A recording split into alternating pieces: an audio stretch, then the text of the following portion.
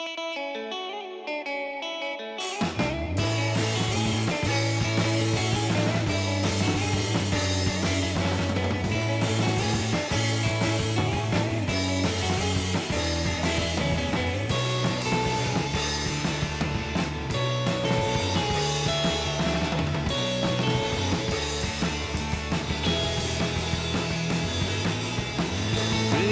to live and reasons to love.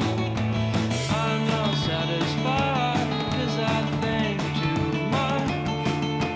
Glee with budding trees, you climb with aching knees, but you won't smell the flowers 'cause pollen makes you sneeze. I'm an imposter, I worry you'll figure out. Why say you love me if you are having doubt? Fear, hate, and war machines, input from computer screens. Without you it's cold and lonely, pressed with drugs so I feel cozy. Free of want but full of need. You'll have me, don't look so bleak. Eat my limbs below the knees, and I wanna be your only squeeze. Reasons to live and reasons to love. I'm not satisfied 'cause I don't get out enough.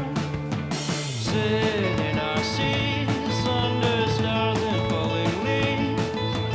You pick a spot as long as it's on the beat. I'm not your father, although I fork it out. Why say you hate me if you're not moving out? Fear, hate, and war machines, input from computer screens. Without you it's cold and lonely, suppressed with drugs so I feel cozy. Wake up in familiar rooms, 1,000 lives lived and too soon. Simulation, humiliation, this is now my true fixation. Hello, dear friends. Operator Starsky here, together with my bro Rick the Ukrainian. Welcome, Rick. But before we switch to you, my brother, we have several announcements. First of all, you may have noticed that the music that we just featured here in the intro was made by Misery Slims. Please check them out; they're worth it. And also, we have a very, very important message, guys. Today, Ali, our moderator, is celebrating her birthday. I didn't ask how old is she today, and thanks to this, I can basically talk. I'm alive. But guys, you can wish her happy birthday and all the best in the chat. She does amazing job moderating not only my channel but also channels of my fellow friends, Ukrainians, and not only Ukrainians, all the pro-Ukrainian YouTubers you can imagine. She does amazing job. So, Ali, happy birthday. Yay! Happy birthday. Rick, how are you doing? I'm good. Pretty good. Fighting right now. Buy me a coffee. Well, not actually fighting the buy me a coffee, but trying to do something about it, trying to mobilize the forces all around the pro-Ukrainian communities. So thank you for helping me with that, Starsky. And once again, happy birthday, Ali. You indeed moderate a lot, like on a lot of channels. How do you do that? Are you a machine? I don't know. It's some kind of magic that only Ali knows how to use. Tell me, like, what the hell is wrong with Buy Me a Coffee? What happened to them? So they basically, on the 2nd of August, they, when one of the Ukrainians tried to withdraw money with the payment system Wise, they just didn't let them do that, and they sent them an email saying, "Oh, sorry, we decided to actually stop creating the new accounts for the Ukrainian creators, but we're also not going to pay money to the existing creators. We're not gonna let them withdraw money. So I actually did not really let this thing go into my head because it was only about the Wise system, and I was using Payoneer all the time there. And then in a few days, it was what, 4 days ago? Yeah, I was contacted by Alla Shahova. She's a teacher in a school in Novi Petrivci, well, Stari Petrivci, Novi. There are two villages here in Kyiv Oblast, and they have their school podcast. And she tried to withdraw money for the kids to develop their project. So she said they really prevented me of doing this. I cannot withdraw money anymore, she said. And it was, they just deleted the Payoneer option from the list of options. And the only remaining option is Stripe now, but Stripe is not working in Ukraine. So they said, we encourage you Ukrainians to use Stripe. And we are like, hey guys, it's not working in Ukraine. Oh, sorry, we didn't know. And then some other messages started appearing.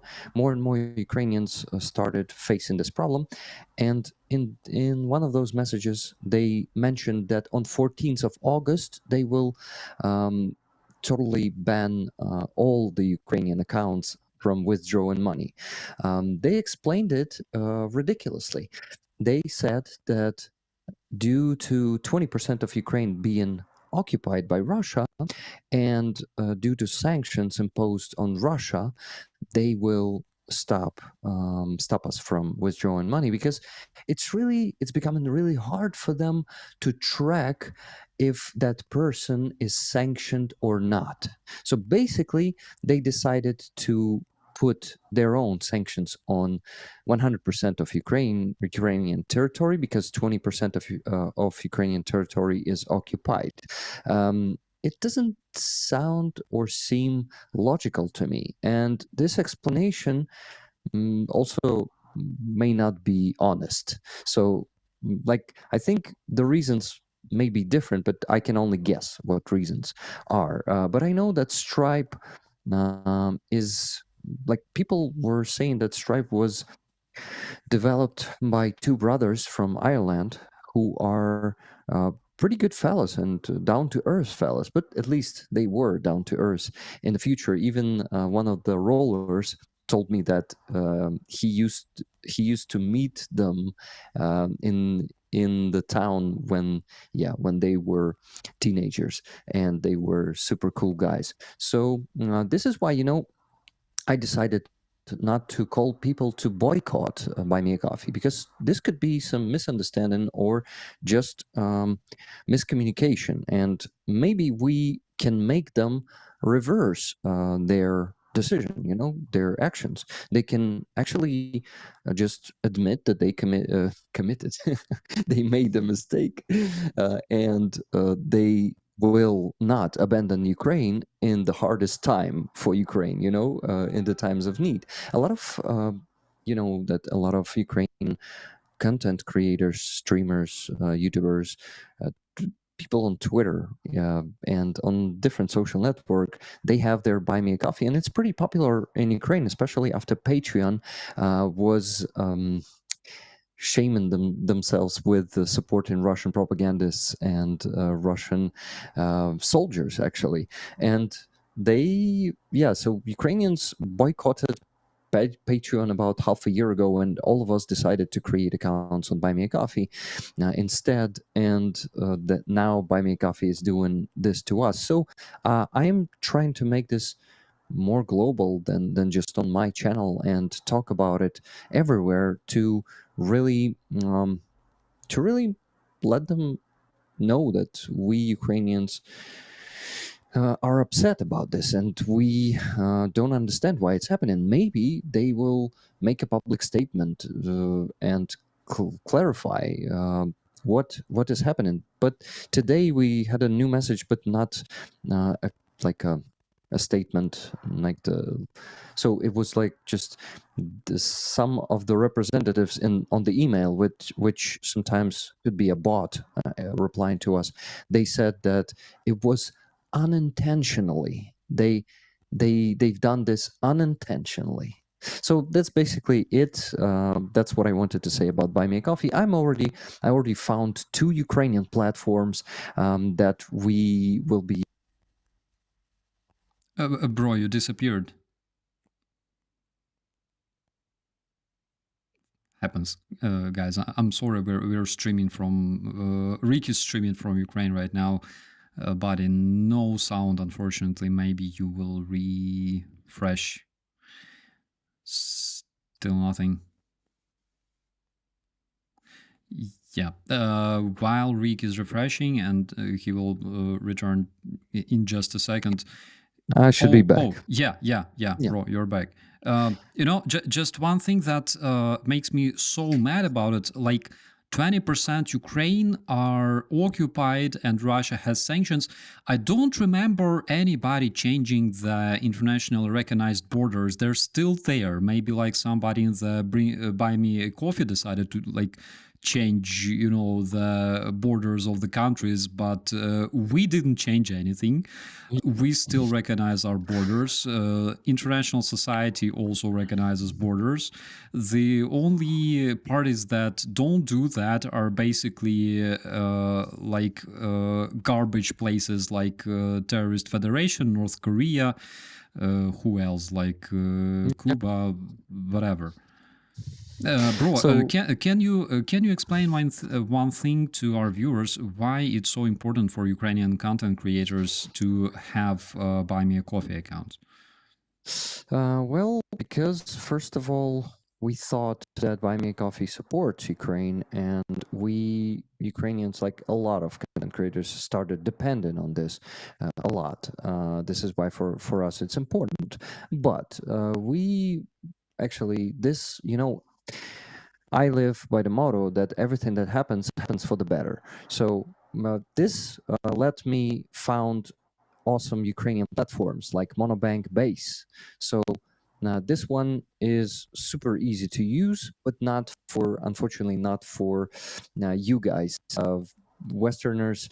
Only I would say 50% can easily become a subscriber there on that platform because American banks still don't work with Monobank, some of them, and you need to contact your bank to ask them to really verify this payment, and only then you will be subscribed. So it's a bit tricky, not that easy to use, but in time, I think the more people will start using those platforms, the more recognized it's going to be on the West by the banks, and it's going to be easier to use it. So now a lot of rollers, my subscribers on Buy Me a Coffee, started migrating to the base, and in 3 days, already 28 people migrated. So for a lot of people, it works. Another platform that is called Donatello, nice Ukrainian platform. I finally set it up today. It was harder to set it up, but it's going to work for more Americans in this case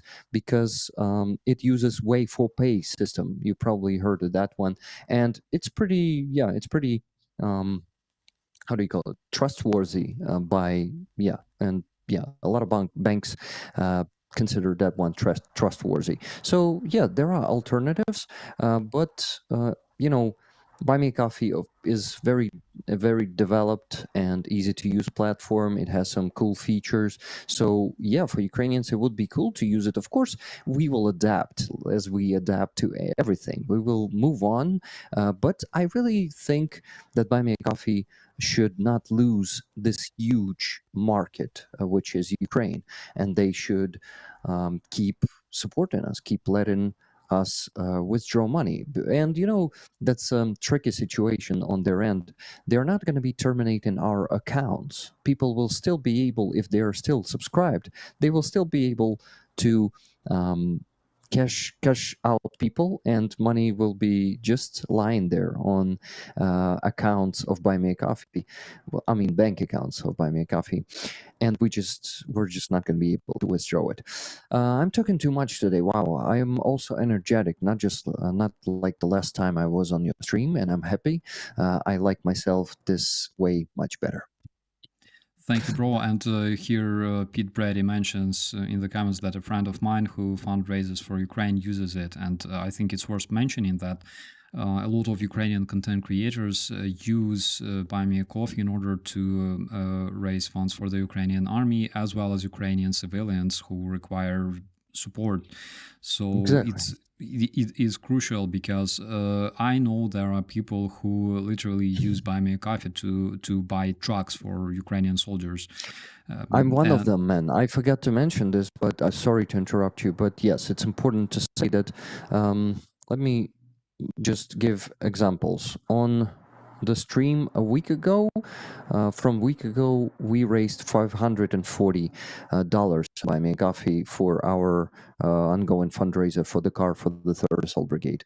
2 weeks ago, $890.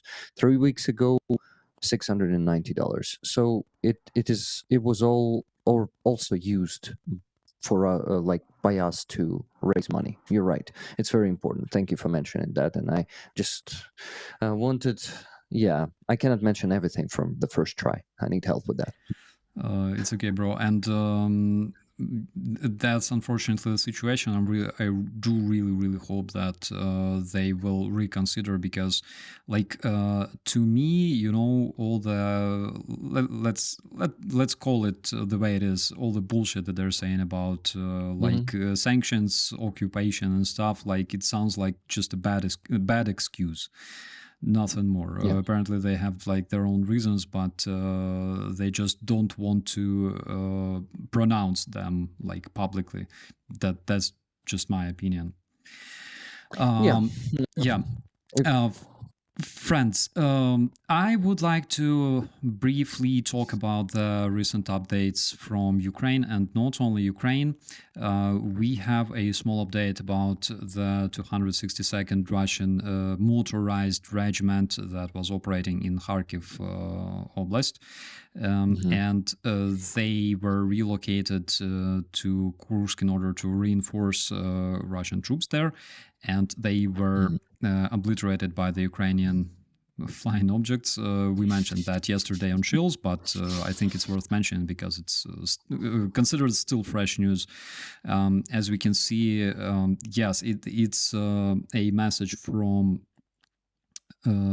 Russian Telegram channel, Russian monitoring Telegram channel, and they say that the Russian regiment was moving in column.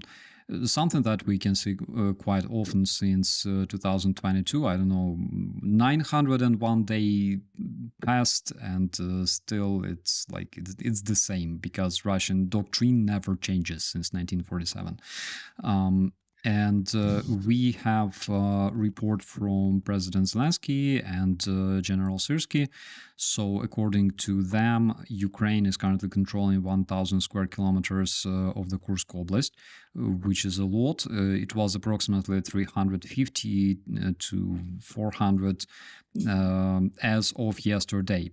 And today, according to their report, we're controlling 1,000 square kilometers, which is approximately 992 kilometers more than Russia acquired during this year in Ukraine. Because, for example, if we take Avdiivka, that is basically a tiny town with population approximately 30,000 people before the full-scale invasion. And by the way, statistics say that this 1,000 square kilometers is 4 times bigger than Ukraine was able to deoccupy in 2023 during the South counteroffensive. Yeah, absolutely. And here, for example, we see another ritual of removing terrorist flag from another settlement in Kursk Oblast of Ukraine. Also, it's been reported that we already captured more than 1,000 prisoners, but soon it will be something around 2,000 according to Ukrainian military. I'm not really into showing photos of prisoners here because there's a lot of them in the monitoring channels. I will just showcase a bunch of passports that were confiscated from prisoners very recently. So What else do I have here? Guys, this is a fresh video from Suja. Let me play it for you. Отже, друзі, коротенько доповідь зроблю. Облазили ми майже всю суджу. Де ті підери там ховаються, я поняття не маю. He says, I will make just a small report from Suja. We were like hanging around the city, but we have no idea where Russian PDRs are hiding. Знаходимося, зараз я оберну відео. Знаходимося майже в самому центрі, звідти тільки що прийшли. So they're saying that they're in Suja downtown. They came from over there. He showed the road. And here I have another video that I wanted to show you. And Rick, watch this video very, very attentively and tell me, like, I just want to know if you think the same thing that I think while looking at how Suja looks like. Okay, just take a look at it.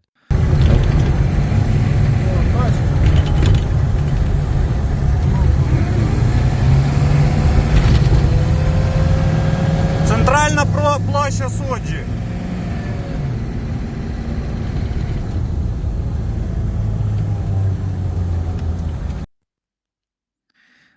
Bro, I'm watching it only now because here in this app I cannot see it. I can see it only on the stream and it goes with a delay. I'm sorry. So watching it closely. Yeah, just tell me what you think about like the overall shape of it. Pretty good shape yet, right? Not like the Russian liberation. Definitely not the same. Yeah, that's my thoughts exactly, because when you take a look at Bakhmut, for example, and let us show you, I don't know, like recent footage from Bakhmut. Bakhmut. Well, this is what people see. Okay, this is how Bakhmut looks like nowadays.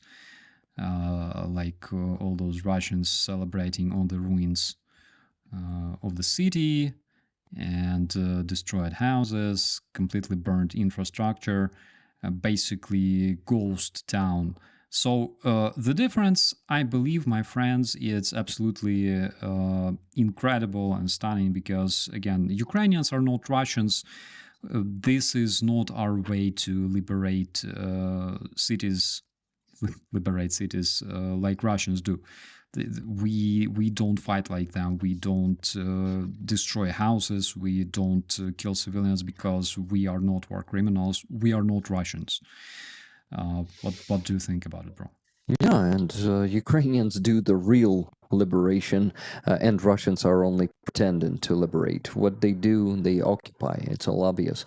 And you've seen probably the video where the woman approaches Ukrainian soldier in Kursk oblast in Suja and says, I'm so happy that you guys liberated us because I'm tired of living in that prison, terrorism, for Russia and Slava Ukraine.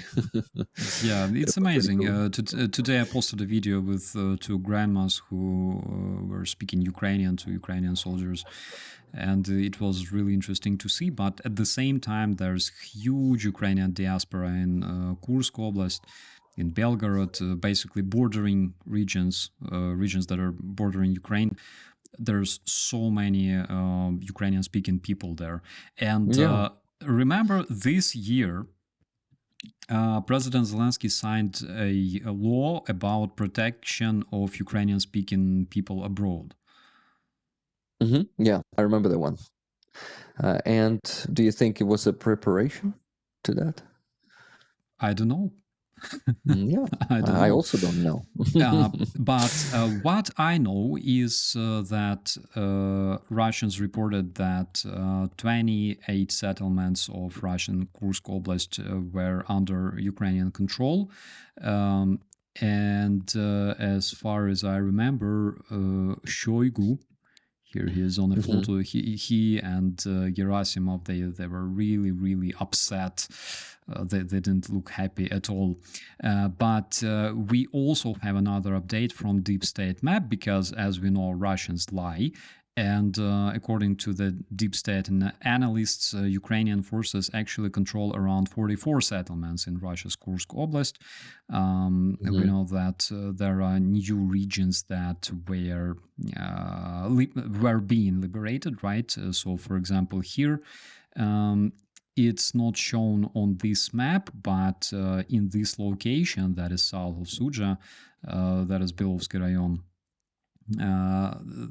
Russians also acknowledged presence of Ukrainian troops. So, as we know, Deep State Map has a small delay, rather not even a delay, but like a security margin, you know. And another interesting thing I saw today was this publication by Markus Faber. So this man is a member of Bundestag, and he's also chief of the Department of Defense, chief of the Committee of Defense of the Bundestag of German government. And basically, in this publication, he says that Ukrainian offensive in Kursk goes faster and better than they anticipated, and it gives them foundation to think that apparently Ukrainians need more Leopard 2 tanks. I like to see it. Yeah, which I absolutely don't mind to see in the nearest future. And you know, of course, it's like situation with Buy Me a Coffee kind of sucks. I completely agree on that. But at the same time, situation for example, Russian creators sucks even more, because recently Google announced that Russian users of AdSense will stop getting mobilized. They maybe won't stop getting mobilized, right? But they will stop being monetized on YouTube. Since I believe since yesterday, Russian accounts on YouTube will not be monetized anymore. I think it's a great achievement. I think like we can congratulate Putin and everybody who supported Russian terrorism. Basically, they get what they deserve. Yeah. Also, I think one of the reasons they are doing this is that there is a tremendous amount of prisoners of war being taken by Ukrainian forces in Kursk Oblast, also a lot of them are the conscript soldiers, young boys, 18, 19 years old, who were just conscripted this year. And interview with first of them is already posted. Actually, two interviews already posted on Apostle Dmitro Karpenko channel. Yeah, you know, guys, he's a partner of Zolkin. He now has his own channel, and I watched that one. Pretty cool. So yes, it doesn't have proper subtitles yet. You know, they are automated. I still haven't worked on that. It will take me a few years to get there anyway, because they doesn't let me post their videos that fresh, but I'm doing it on my Discord, by the way, guys. Yeah, here's an advertisement for exclusive dubs on my Discord.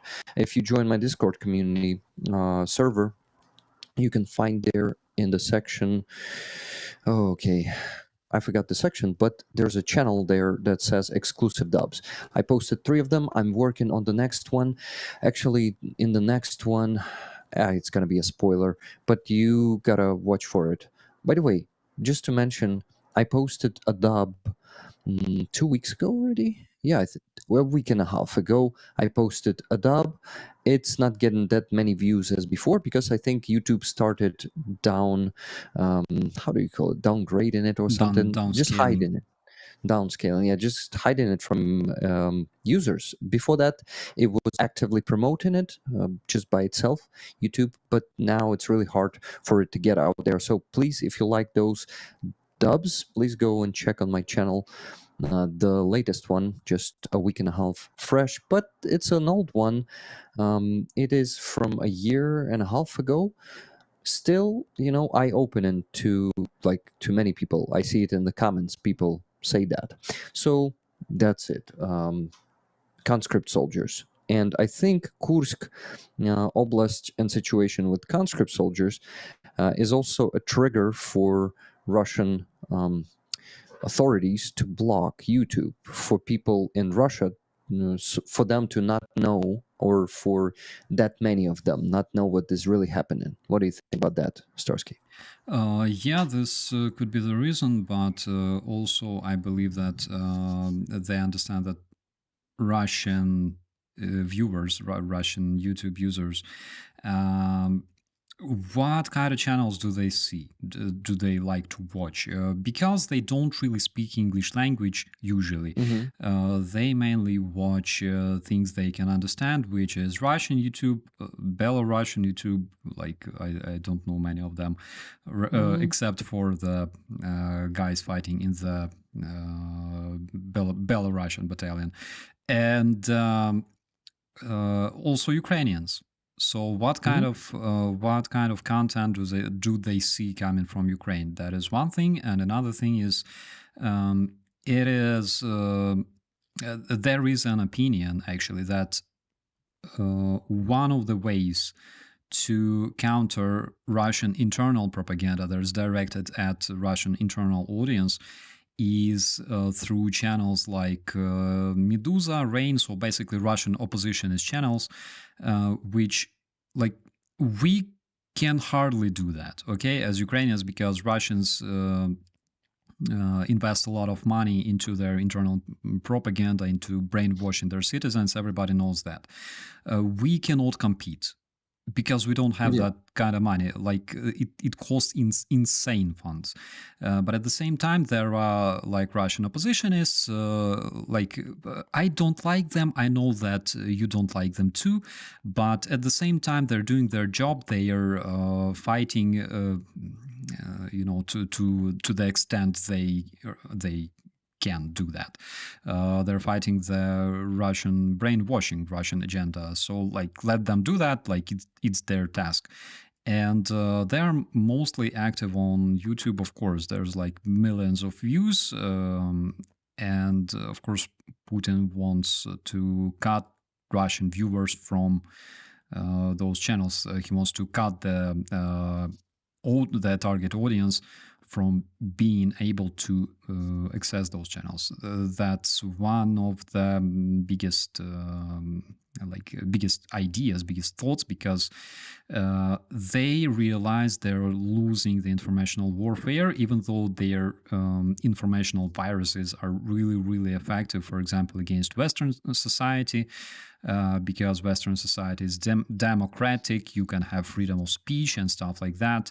That's why Western society is more susceptible to fakes, to things that make you, that turn you into a cynical person who doesn't trust news, who doesn't trust anybody, and this is how they ruin basically the trust between different social groups, between society and the governments on the West, and things like that. So that's a short answer to your question, bro. I also wanted... Given a good one. Thank you. I wanted to ask you this. What is the situation with electricity right now in Kyiv? By the way, for at least 2 weeks, maybe even 3 weeks now, since 20th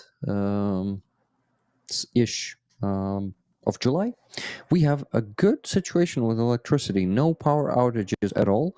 That's because consumption has reduced. We don't have that huge heat, but also one of the, we call them blocks of reactors. nuclear reactors of the nuclear power plant. It came back from the repair, and it is now working on full power. And we have enough electricity to sustain the like a level without any power outages. But it was reported yesterday that unfortunately in the middle of October, power outages will renew and come back, and even earlier if Russia will be able to successfully destroy more of our energetic infrastructure.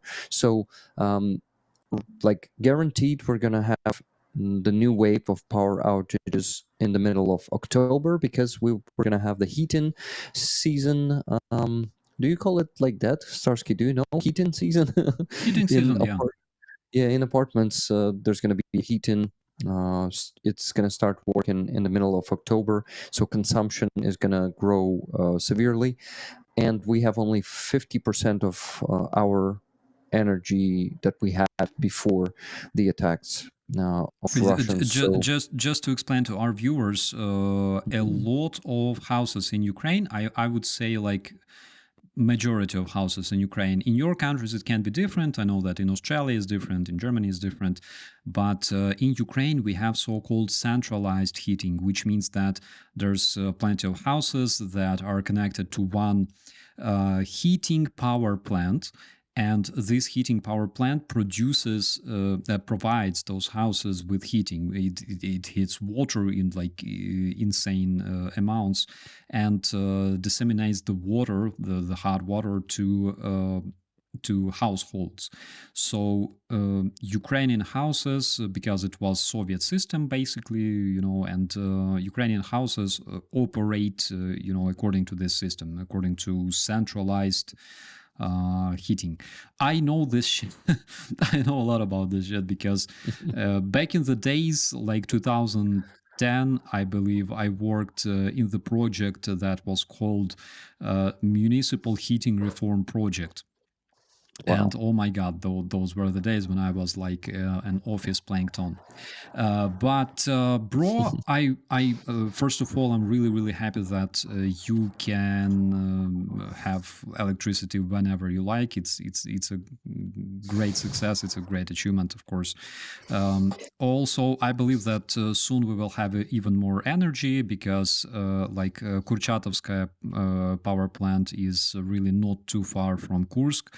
And I remember that President Zelensky also promised that we will have like a couple more gigawatts very, very soon in Ukraine. So who knows? By the way, have you seen the trenches on satellite images? They started digging already. Yeah, I was talking about it today in the video. They're building fortifications, anticipating Ukrainian troops. It seems that they are like panicking a bit. Like, I didn't see much fortification, like much trenches that go like straight, for like kilometers. But Russians do that. I'm not sure what kind of fortifications are there. Nothing that I saw on the front line in my life.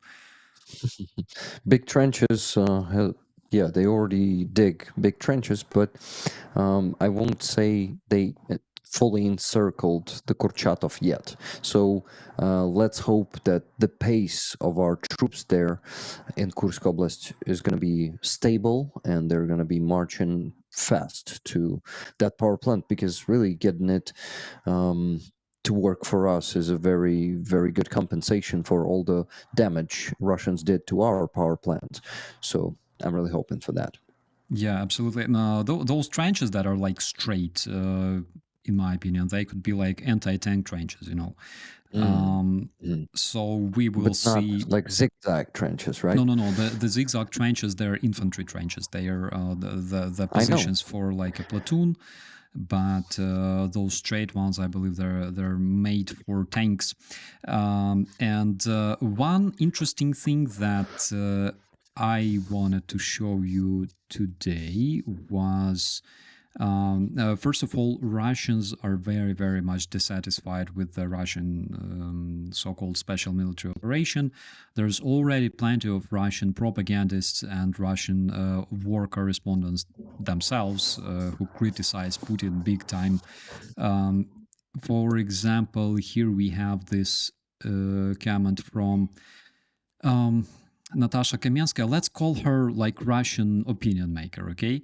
So she says, I cannot understand one thing. In the beginning, Putin said that we started the special military operation in Ukraine to make sure the war would not come to the territory of Russia. And after just 2 years, the war started on the territory of Russia. So welcome to reality. All the best. Yeah, karma is a bitch.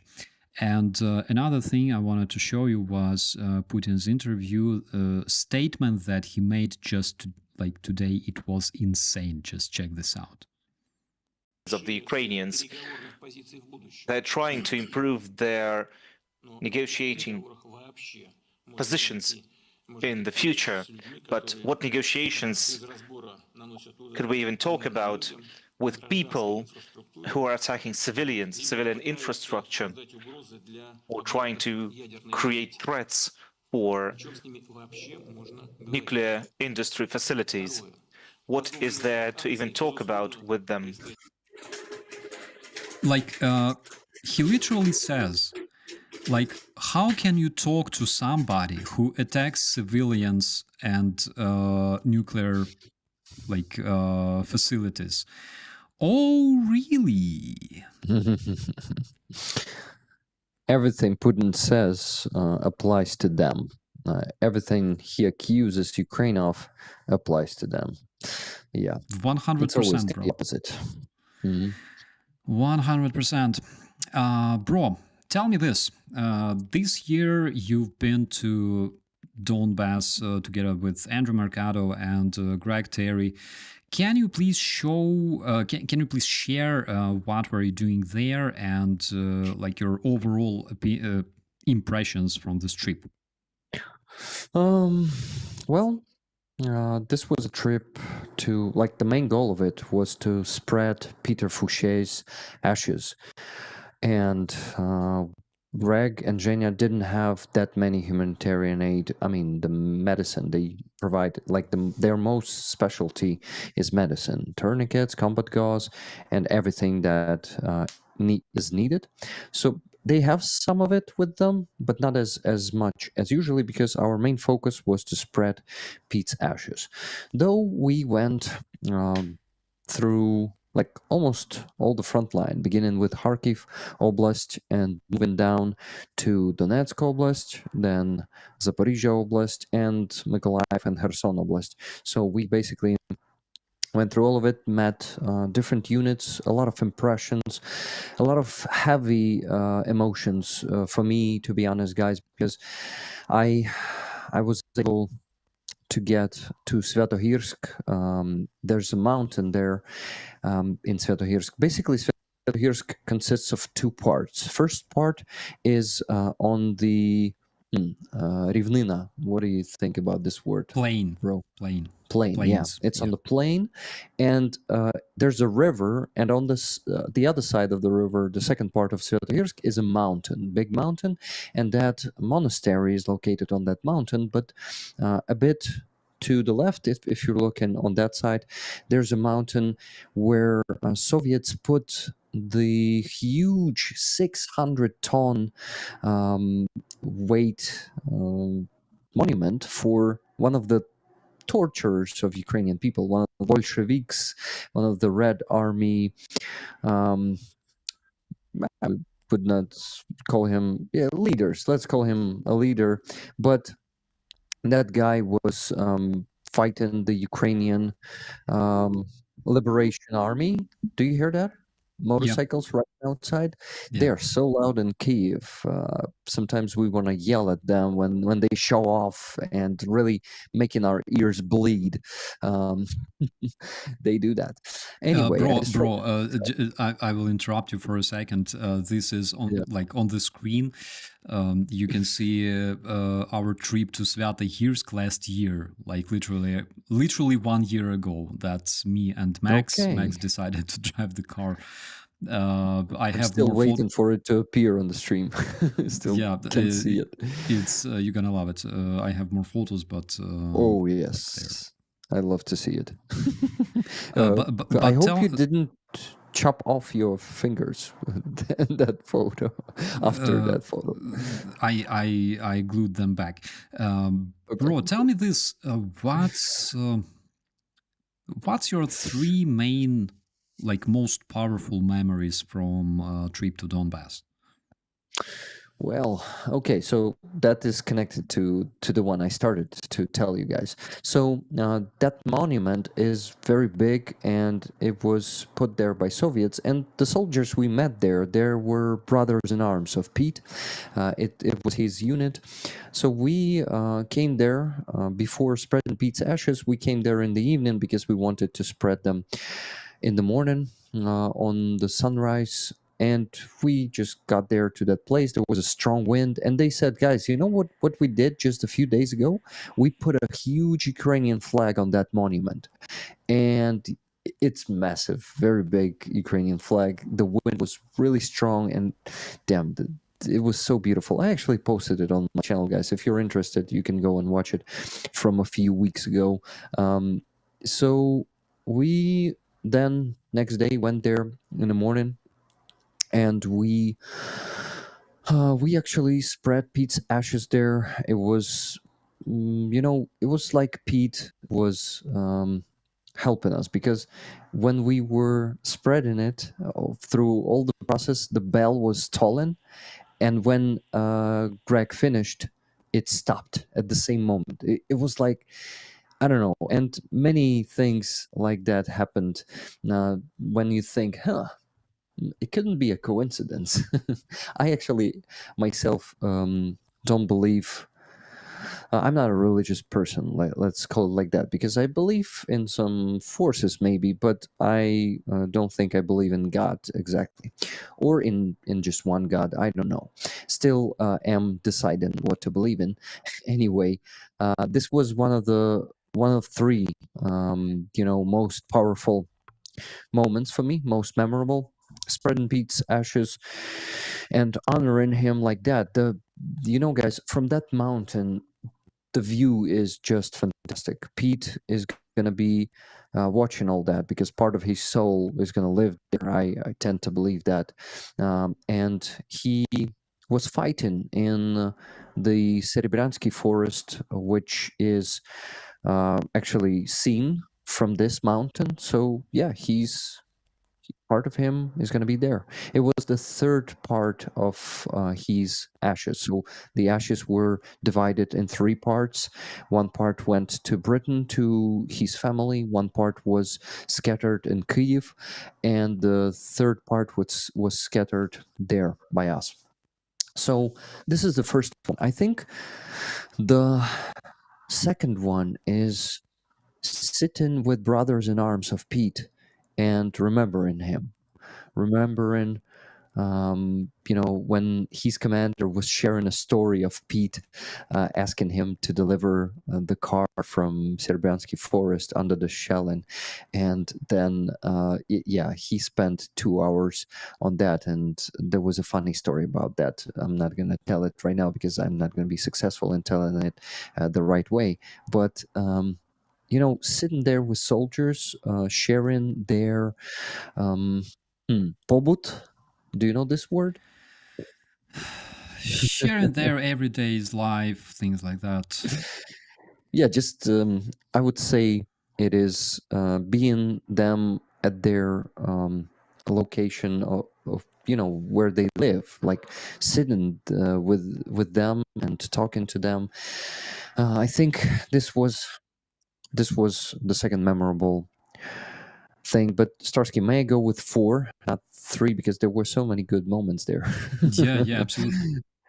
Third one was visiting Kherson, and it was a heavy one because you see that the city is a ghost city now. Almost no people around. People who are moving around are really stressed. You can see it. It's the atmosphere, the feeling when you enter the city and you feel like shit, it can happen to me at any second. Shell may visit this point or any point, and you can feel this in the air, this tension that shelling from Russians is happening in Kherson almost every day, guys, and it can happen to you there any moment. So we were really quick to enter the city to deliver some medkits, some IFAKs to the soldier and a volunteer too, and then we just got a coffee on the gas station, the famous one that unfortunately already been shelled. This is why yeah, they don't park military cars there anymore. But yeah, after that we left in a hurry. Fourth one was the village in Kherson Oblast, which was clearly destroyed by Russians. A part of S-300 missile is just lying in front of the yard of the family we visited there. There's a kid, Kirill. Kirilo, yeah, he's a volunteer. He is helping the local community with all he can, and Greg always visits him. It was really cool to meet his family. Also, talking to his father, a farmer who survives in such conditions there, and he rebuilt their home. And this autumn, they're finally gonna be living not in one room, guys. 6 people in one room right now live, yeah, and they're finally going to be able to live in the full house, not in just one room. I am so happy, but also inspired and impressed of how resilient and how strong our people are. You know, they can get through anything. And the last moment to remember was the stabilization point that we visited. I don't know, fortunately or unfortunately, but we did not witness any wounded soldiers being delivered there. But you know, that's a very good day for medics, because in some days they can receive more than 100 soldiers in just one day. So that one was pretty happy. But you know, seeing the place where they're being treated and where they spend time not rehabilitated, but spend some hours before they're going to be evacuated to some next stage of treatment, it was also pretty impressive. Every handshake, every story of a soldier carved in my mind. And now when I hear, for example, Posad Pokrovske, I remember the exact place and how it looks. When I hear about the destroyed bridge somewhere near Izum, I can see that bridge with my own eyes. And I now can see the main street of Kharkiv. Sorry. With my own eyes. I remember how it looks. I remember how everything is like basically window, 1 or 2 windows at least in every building is boarded. So a lot of impressions, man. I could talk about it for hours, but actually, it's the first time when I am finally able to tell my impressions about this, because on my streams I for some reason didn't share it. So thank you, man. Thank you for asking those questions and really giving me a space to share my impressions. Thank you for sharing, bro, because this is very important to talk about it, because nothing can show people or make people feel what's really happening better than human stories. And now you have your own story of visiting those places. And by the way, Yeah. tell me, right now I'm showing the Sviatogirsk church, the Lavra, after the Russian strike. Have you seen the church itself? We didn't get down there, but I've seen it from afar. I think it's a Moscovian patriarchy church, and they Yeah. have a good finance, and they, man, you won't believe it, but they completely restored the bridge. They repaired the bridge. Oh, that's They made interesting. a new bridge across the river. Yeah, it's brand new, and I didn't see from afar from the mountain. I did not see the destruction of the church. So I think they renewed and repaired a lot of that already. That's Yeah, it. because last time we were there, last year, like exactly last year, the church was pretty much damaged. So, short story. Here I had a photo. Here, for example, this grandma, behind her back, you can see a bunch of sandbags. So Russians took control of Sviatogirsk Church, as far as I remember, and later they withdrew from it, and then they hit the church with a missile deliberately. And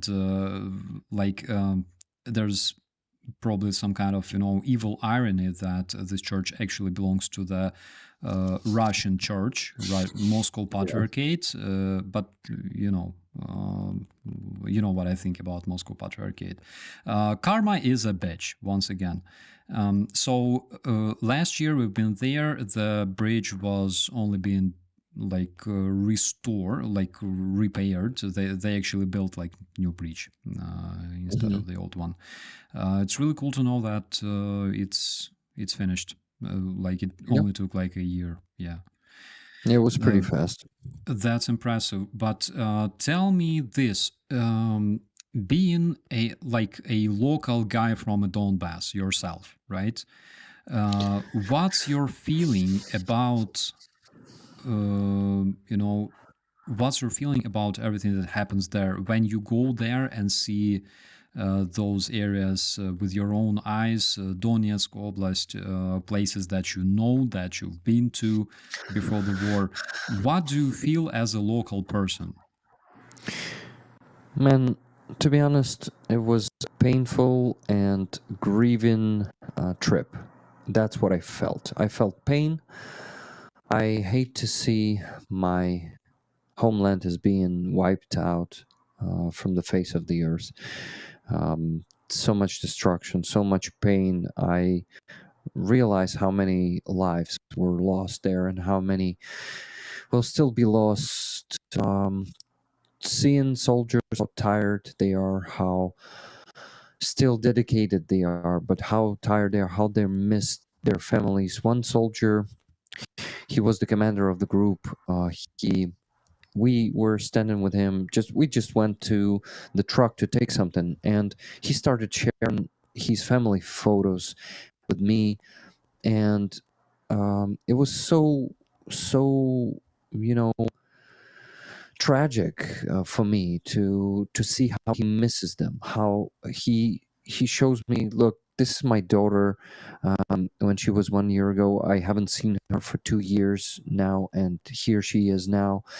And understanding that that girl is actually growing up without her father, and her father misses her, and her father can lose his life at any moment. And all of that Russia brought to us. So this was a heavy trip. One thing is to read about this from news. Another thing is to talk to the person who goes through this and who sacrifices so much and can even sacrifice even more. But he's still there because he understands that if he's not going to be there, then it may happen to his family. They could be just shut down by Russians when they invade his hometown in Odessa Oblast. So, yeah, man. For me, being there was painful. For me, being there was was hard. But I'm honest with you. Like, I don't want to say something encouraging because I didn't feel that much encouragement when I was there. I've seen the real picture with my own eyes, and I just want to call you guys to keep supporting Ukraine with everything you can because we need even more help now than we needed before.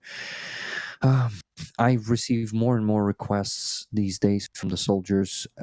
For example, uh, only 2 months ago, we raised funds. We raised around $12,000 for the truck with our own, like with my own initiative here without 69 Sniffer Brigade. We also raise money just on my channel and sometimes on Starsky's channel too. Thank you for that, guys. So we raised money for that truck. They've been waiting for it to be delivered and prepared for 2 months, guys. They received it 2 weeks ago, and he called me 2 days ago, Solovey from the group of the Blackbeard from Kuchitsko battalion. He called me and he said, "Man, I am sorry to ask you again, but the truck you've provided us with went to another unit from our battalion because their truck has been destroyed by FPV 2 days ago, and commander said that unfortunately they need that truck more than we do, and we have only 2 trucks for 12 people, 12 snipers. And guys, they carry so much equipment. You cannot imagine. He sent me photos of how much they are carrying it. It's like 12 people of equipment that's of the space in the truck. It's insane. And he said, Rick, we need to raise funds for the truck, guys. And I realized that if I just put him in line, because a lot of units are just waiting in line for months while I'm gonna get to them. I said, Solveig, I don't know what to do because I really understand you need it urgently. And if I put you in line, you're going to wait for it for 3 and 4 months just for money to be raised. And then for months or 2 for the truck to be delivered for you. So, yeah, we need your help, guys. They need help. So, yeah, by the way, if you have the means to donate to my PayPal, it could be, I think Ellie sending it to the chat time to time because she asked for it from my moderators, I think. And yeah, if you can make a donation or two. By the way, guys, if you specify that you want ticket for this patch, Chimera patch, we're raffling it in a week or two. I still haven't decided, but yeah, $10 for a ticket. You can buy as many tickets as you want with your donations. All money raised will be going for electronic warfare for these guys. They are FPV units. You see an FPV on that skull in the center, Death from the Sky, Chimera. They are very cool guys. We've provided them with NAFA truck, and I think it's still alive. So yeah, that's short about the situation with my fundraisers. And yeah, that it becomes I won't say it becomes stressful. I'm still chill, but sometimes I get upset when I see situations like this that I want to help guys here and now, but I cannot do anything about it. Like only to ask someone to get some extra effort. So yeah, a lot of work is going on the background, just figuring out whom to help in which order and stuff like that. Yeah, I hope it wasn't too much. Bro, you're doing well, and trust me, you're doing a lot for Ukrainian army, not only for Ukrainian army, but also for the international community, keeping everybody informed. So thank you so much for what you're doing. It's really, really important, bro. You must understand that you don't live this life даремно. Трясся, тепер ти допоможи. In vain. You don't live this life in vain. Yeah, that's the word. Okay, just to cheer you up, bro. Do you know what happens today, or rather tonight, in the sky? No. Some updates? So today, it's a bit unrelated, but today, rather tonight, our planet is passing through the cloud of meteorites that are called Perseids. And like I was really excited about it because exactly 1 year ago, we're sitting, we're like playing Red Dead Redemption 2 with my bro Max near Chasiv Yar, and I go, dude, like there's Perseids like outside, like right now. And this is the moment when you can see most like falling stars a minute, right? And he's like, shit, we have cameras. I'm like, of course we have cameras. We're press officers. And we rush outside and we start making footage. I made a lot of photos, and Max did this absolutely amazing video that I want to share with you guys. It was made exactly 1 year ago. Cool.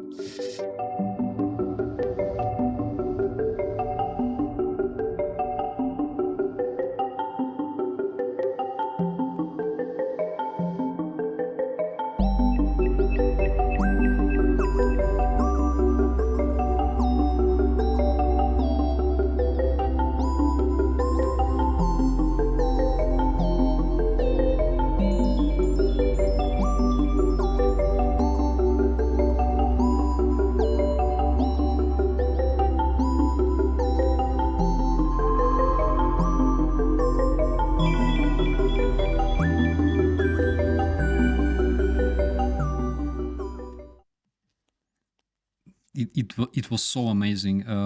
I put the shutter speed at minimum, like I think like 30 seconds, maybe 1 minute, and I literally made like photos with those falling stars like across the sky.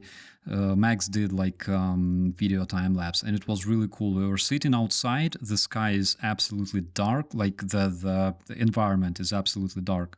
The sky is more or less no clouds, almost no clouds. Something explodes not far from us in like Kramatorsk. Then something explodes in Chasiv Yar, a bit further. We can hear like helicopters like pop, pop, pop, pop, pop, and of course they were not our helicopters. And we were sitting there outside, literally making videos of the night sky. It was insane. And It was beautiful. Absolutely. And Little Bastard did some more footage, of course. It was insane period of time. I remember I was like on telemarathon like almost every day. Because my brigade was there at in the area of like Spirne and Bakhmut, and we were reporting about them. I was at the telemarathon. Telemarathon is like Ukrainian news marathon, like 24/7, like news nonstop. And I was literally invited there, like I don't know, several times a day. And of course, we had fun with Max, big time. I missed those days. I was reporting for you guys as well. August last year.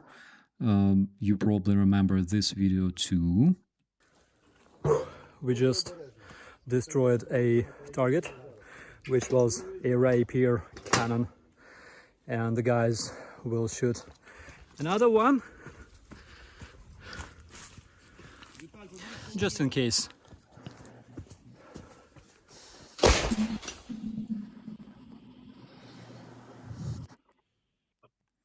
Was kind of cool because the one of the guys that were servicing the howitzer, you know who it was? No. Vitaly Kozlovsky. Wow. So he's in artillery. That's cool. He was. And literally his first ever deployment to the position, it was not far from Spirna. His first ever deployment to the position, his first ever combat situation, they rushed to the howitzer, they aimed, they shoot, and I believe several shots, they hit Russian Rapier, and I saw video of that, like it exploded in the tree line. It was insane. Guys, for those who don't know, this guy we're talking about, he's like Ukrainian superstar. He's like Ukrainian Justin Bieber. Not like you can love Justin Bieber, you can hate Justin Bieber. I don't really like Justin Bieber, but it's something the same. Yeah, it was great. Like he's followed by like millions of people in Ukraine. He's extremely known and famous. And we had fun with Max. It was so cool. Max also went to the front. Here's his photo. He signed one of the shells for Chernihiv. You can see it on the screen. Because there was this absolutely insane Russian strike on Chernihiv, and he avenged for the people who died. When you live in the same place with another press officer, sometimes it gets really cringy. Because the other day I wake up, again, it's a funny story, like I wake up and Max goes like, dude, like literally you were sleeping so deep, so I thought you died. And he shows me this picture. And I'm like, whoa, but like what kind of like bastard is that? Like look at that shit. I was literally, I was seeing like sweet dreams, dreaming about pizza and sushi. Like look at that. Like he's like I thought you died, like legitimate, like seriously,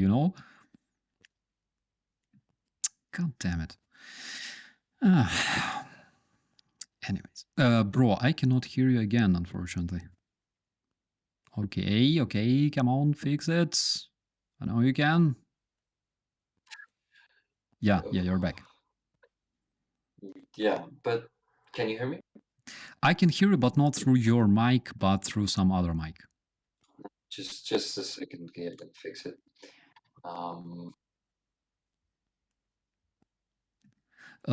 My friend, I was not snoring. Max was snoring. I was snoring silently. I do snore sometimes, but Max, even though he's younger than me, like 10 years younger, but he snores like a freaking tractor, like the one that you saw in the intro. No, bro. Try again. Try harder. You can do it. You're Ukrainian. You're a man from Donbass. No, it doesn't work. Still nothing. Okay. I think Rick will join us in a second. What do I have there? What is that? Yeah, there are some private pictures that I will not show you guys, unfortunately. So yesterday and today, by the way, also we were talking about the Zaporizhian nuclear power plant, and you probably know the situation. There was like big fire noticed in one of the cooling towers. So I explained this in my today's video. The most plausible version that we have at this point was that Russians were burning tires that they like put inside of one of the cooling towers, and they blamed Ukraine for conducting a drone strike on the nuclear power plant, which is absolutely freaking ridiculous and insane. But that's the most plausible version. I believe that that's exactly what happened. Ryan Macbeth, by the way, today he made a video and he mentioned that it could be like Russian psyops because of what happens in Kursk. But like I believe that something that could happen, but I think it's not the case. I think literally a drunk Russian officer decided to burn some shit in the cooling tower for whatever reason. Because generally drunk people don't need reason. Okay. Guys, we are ready to answer some of the questions. I'm really anticipating Rick to rejoin. Let me see if he messaged me. Yeah, he said that he needs to reboot the computer. In the meantime, I will... Greg told of when he fell asleep playing video games and his friend thought he was dead, so called his wife to go check on him. They were screaming at him through headset before calling his wife. It happens sometimes. I believe that I was literally like sleeping and simultaneously listening to like relaxing music from anime. And Max said that I literally looked like I was dead. But one thing that I enjoy right now, I literally do, is not having to sleep 4 hours. Now I can sleep 5 hours a day, and also I don't have to sleep with my phone, even though I still do. But I know that nobody calls me, and I'm talking about people whom I'm not expecting. I had a vacation once. It was before the full-scale invasion, okay? Vacation in the army, vacation for a press officer. I had a vacation that lasted for approximately 2 weeks, and I remember I counted, and I had 150 calls from the job in 2 weeks, which is like 20 plus calls a day. That's all you need to know about having a vacation as a military. And of course, I'm not mentioning the fact that like I would go to Hostomel like every several days because I had to. Because who else if not us, right? What's the optimistic estimate of the area contested in the future Kursk People's Republic? Oh my God, I don't really know the size of the size of the Kursk Oblast. I hope I'm back. Hello, bro. Welcome back. We were talking about the Kursk People's Republic. And approximate size of its territory. Unfortunately, I'm not sure about the area. Do you know the area of Kursk? Not much, but better now after this operation. Let us check, because it's a really interesting question. Like, I want to know the size of, Yeah, while you Google it, maybe I mention 2 donations that are received. Yeah, absolutely. From the viewers. Thank you, man. Yellow Swaggins, $24 and 43 cents. Thank you very much, Yellow. And William FPF, truck for UA forces. Thanks for your work to support Ukraine. Thank you so much. William, tell me if you want 20 tickets for this patch. I like it. Pretty patch. Tell me in the chat. I will look into the chat. So, Starsky, is it there? Yeah, so it's 28,800 square kilometers. Currently, Ukraine controls 1,000, according to General Starsky and President Zelensky. So, Russian-controlled oblast, a Russian-controlled area of Kursk Oblast is not 29,000 kilometers square, but like 28 now. So yeah, we should learn this stuff, because we, as proper citizens, as proper patriots of Ukraine, must know, the area of newly acquired oblast of Ukraine, like in my opinion. Guys, we are joking, of course. There are like internationally recognized borders and stuff. We know that. But once in a while, you know, as Ukrainians who never invaded other people, it's a pleasure to feel ourselves like a bit like, you know, conquerors. I won't say it's a pleasure for me like that. It's like you know, just a pleasure of giving Russia of their own medicine. So guys, we can both play this game, right? Yeah, It two was parties a can play good the game. game. Let's answer some more questions here. What has been the general reaction of Russians in the Ukrainian occupied villages in Kursk to the Ukrainian military? I saw the two babushkas video. Adam, I believe there was another video with like a woman, the one that Rick mentioned. I didn't see much other videos, but there I saw reaction of like citizens of Kursk who got evacuated, and there were those two women talking about you know the process of the evacuation, and one of them was like it's hard to find it right now, but one of them was like, we were driving down the road and we saw that scary Ukrainian who aimed his machine gun at us. Can you imagine what kind of bastard murderer? I'm like, dude, you're alive. I remember when people tried to escape Bucha and they were shot at point blank. You know, I believe like there's like a tiny difference between a situation in Bucha and situation in Kursk. You're freaking alive, and you should be happy actually. I think we've seen the video on the first day. There was a man who said, "I don't care under whom to live.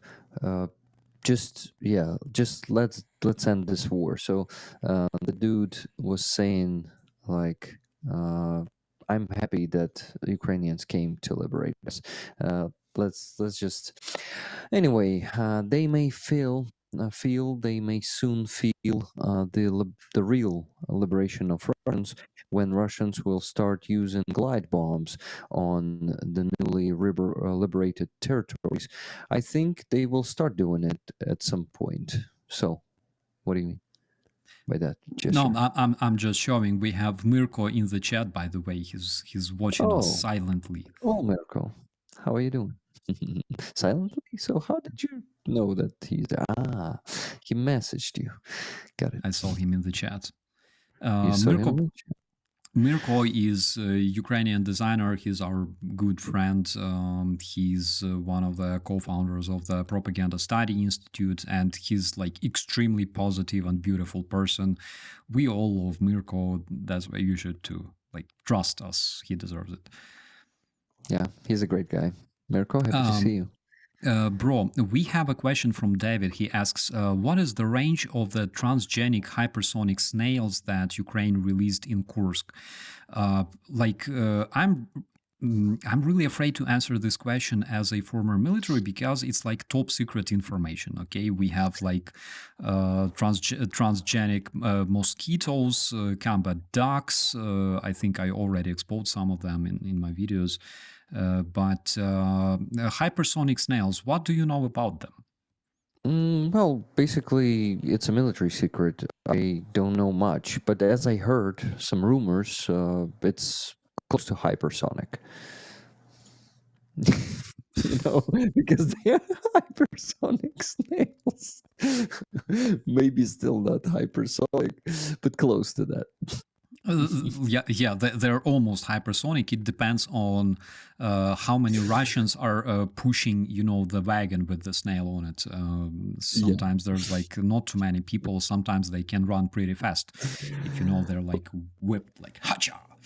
And of course, if I hear about the snails, I remember your snail theory is so.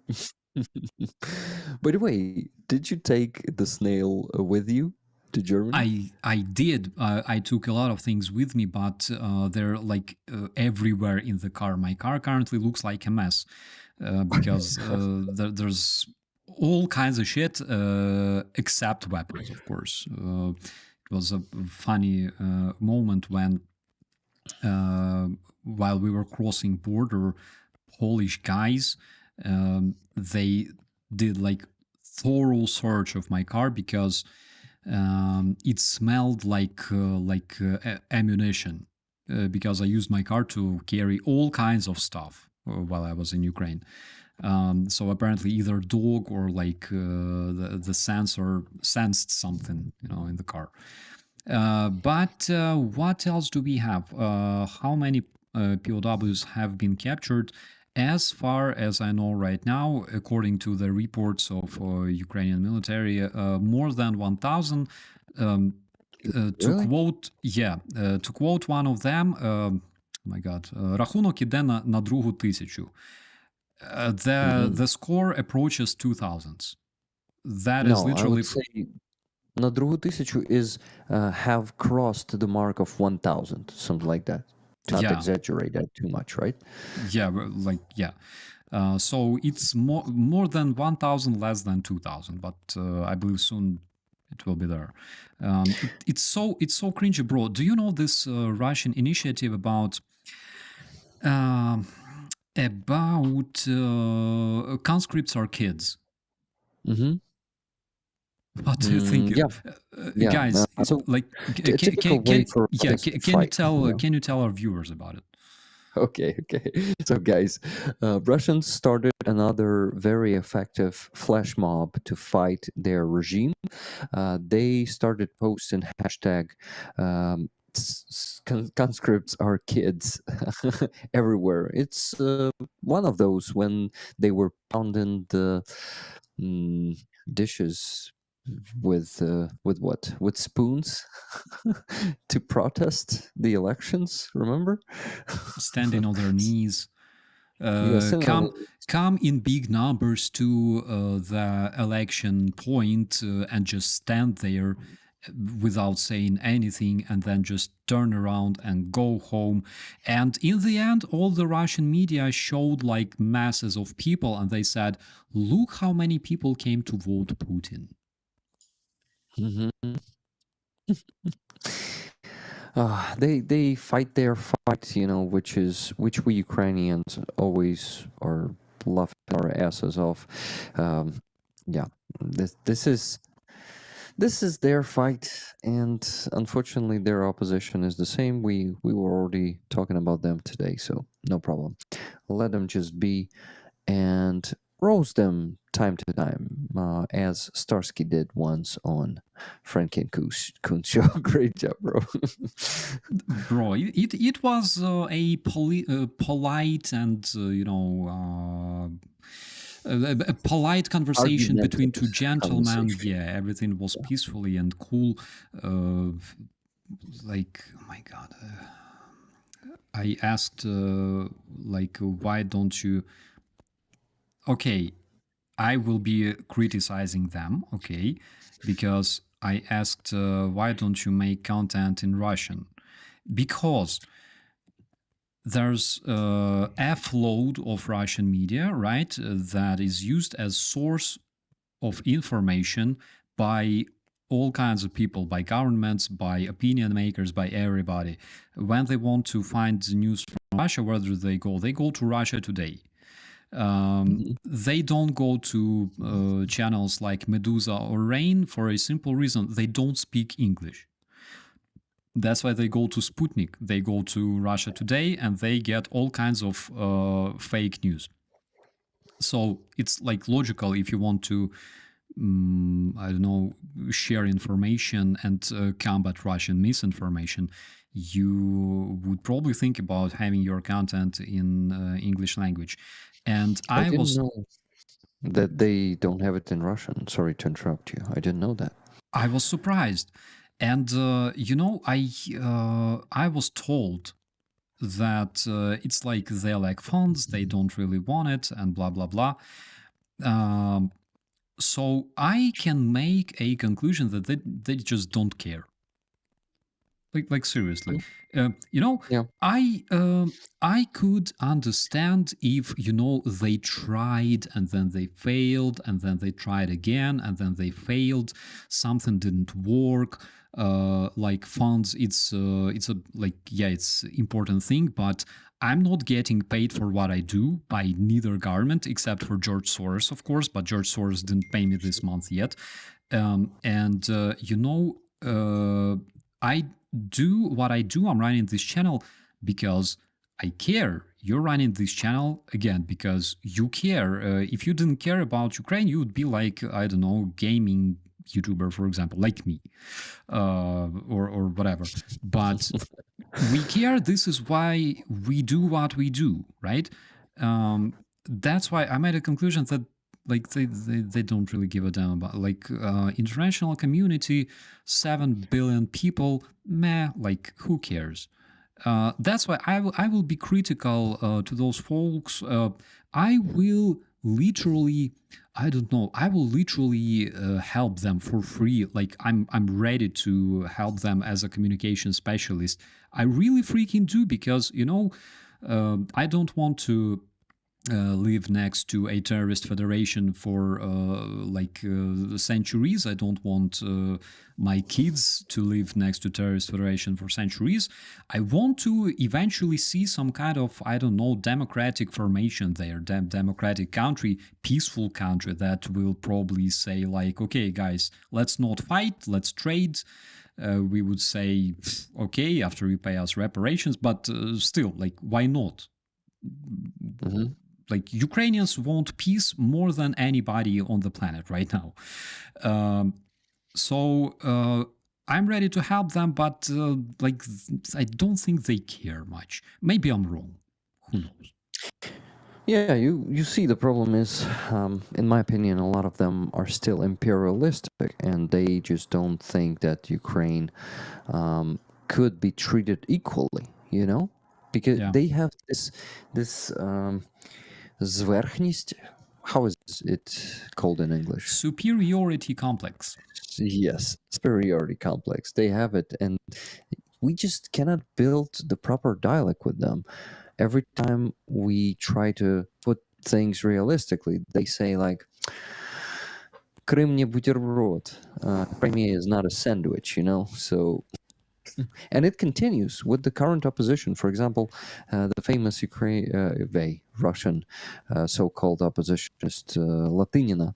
She's constantly saying stuff like, Ukrainians are not the ones to talk with about the matters of Russia, stuff like that. So, guys, I can only say this: Crimea maybe not Crimea is not a sandwich. Novichok is not a gorgonzola cheese, and Russian prison is not a cruise.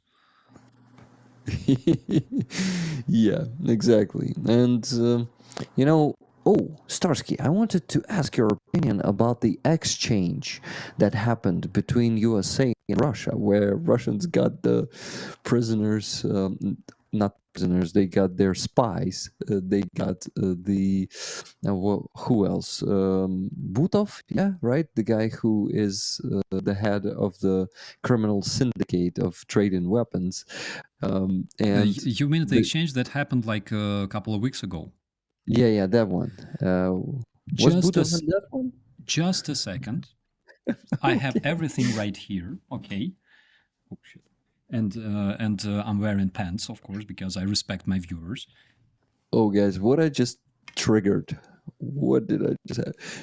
Just guys, I also have pants. It's there. No. Yeah. So regarding the exchange, what was the who were the people who were released from Russian prison? They were mainly journalists. There were 16 people released, including Paul Whelan, Ivan Gershkovich, Alsu Kurmashova, and Vladimir Karamurza. I talked about them many times in my videos. They were like journalists, activists, journalists, who were released by the West. My God, where are those guys? I was prepared, I swear. So among the people who were released, there were I had like people still in captivity, but there was a dude who assassinated a Chechen leader who was having asylum in Germany. He shot him 3 times in 2019 in the back of his head and then tried to escape, and he got captured. He was a colonel of the Russian intelligence service.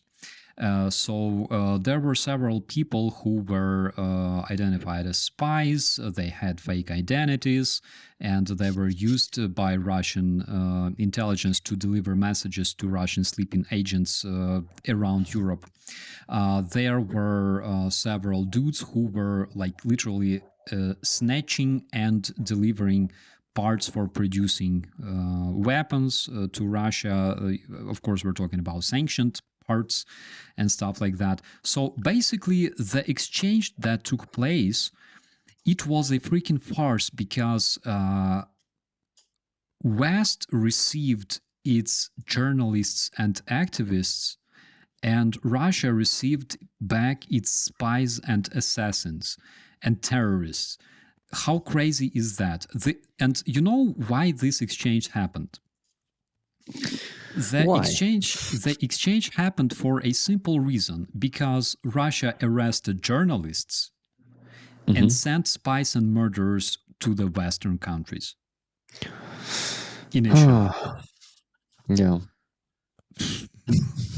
That's all you need to know. But also, people must know about, for example, US citizens that are still being kept in the Russian captivity. There are several of them. There's Mark Fogel in his early 60s, history teacher from Pennsylvania.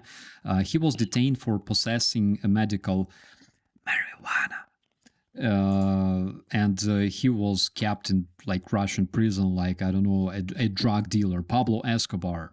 Then there's American serviceman, Staff Sergeant Gordon Black, active duty US soldier, who instead of boarding his flight to the US and returning back to his like base or home, he went through China to Vladivostok, Russia, for personal reasons. And his personal reason was meeting a Russian woman. Do you remember like 2000, I think 17 maybe, or 18, there was a son of Ukrainian priest who was messaged by Russian woman, and he went to Russia and got arrested by FSB. No, I don't remember that one. There was a case, and this guy was arrested, beaten, tortured, like all things you can imagine that All happen in things they Russian do prisons. in Russian prisons, yeah. Yeah. Then there's Eugene Spencer, chairman of a company that specialized in cancer drugs. He was arrested for bribing a former Russian deputy prime minister. Bribing somebody in Russia, if you have a business, and especially if it's business that is related to medicine, like producing pharmaceuticals, like it's a usual thing, because you cannot have your business in Russia running unless you bribe somebody. Okay. Apparently, because he was American, FSB said, "Okay, you're not receiving your bribe, but we're getting this guy." Robert Gilman, former Marine, arrested and sentenced to 4.5 years in prison for assaulting a police officer while drunk. Of course, he is excused to Russian cops, but again, come on, fighting a Russian cop, what could be cooler? Like literally, it's like as a former Ukrainian cop, I can confirm. But also there's Ksenia Karelina. We talked about her. She's a dual US and Russian citizen. She was accused for treason in Russia for donating $51.80 to the humanitarian charity in Ukraine. She was arrested in Russia, accused of like treason, and she was thrown into jail. What's her name Crazy again? is this shit? Ksenia Karelina. She was a ballerina from the US, extremely dangerous ballerina. So she's not exchanged in this one. No, she was not. She's still there.